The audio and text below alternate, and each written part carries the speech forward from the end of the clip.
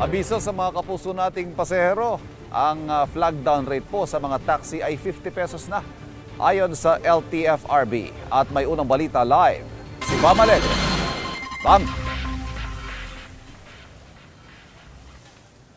Ivan, good morning. Umarangkada na ang 50 pesos na flag down rate para sa mga taxi. Dama naman kaya ng mga taxi driver ang pagbabagong ito. Narito ang Street Hirit.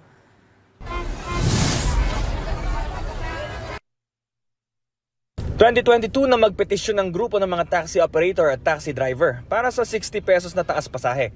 Nagarahe noon ang petisyon habang dinidinig ng Land Transportation, Franchising and Regulatory Board. Ngayon may go signal na ang pagtaas ng flag down rate pero 50 pesos lang. Para yan sa mga taxi mapa-aircon o hindi.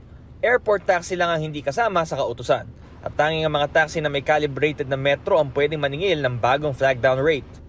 Nagpapasalamat ang taxi driver na si Jose Mamak. Pero sa taas ng presyo ngayon ng mga produktong petrolyo, halos hindi rin daw ito maramdaman.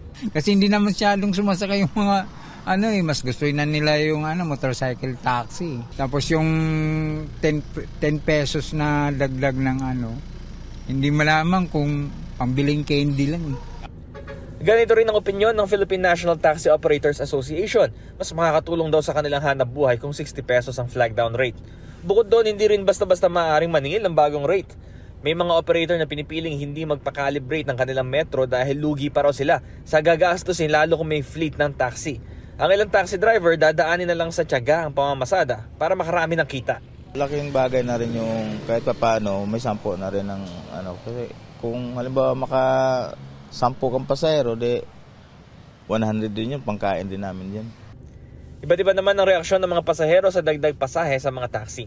Nauunawaan naman daw nila ang sitwasyon ng mga taxi driver pero mabigat daw sa bulsa ang dagdag bayarin. Kaya hanggat maaari, wag sanang taasan yung pamasahe.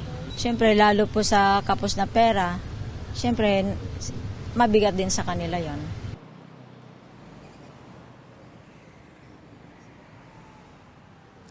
Ivan, ipinapatupad na rin itong bagong rate hindi lang dito sa Metro Manila kundi sa iba't ibang parte rin ng bansa. Ito ang Street Hirit mula rito sa Quezon City. Bam Alegre para sa GMA Integrated News. Kapuso, huwag magpapahuli sa latest news and updates. Mag-iuna ka sa balita at mag-subscribe sa YouTube channel ng GMA Integrated News.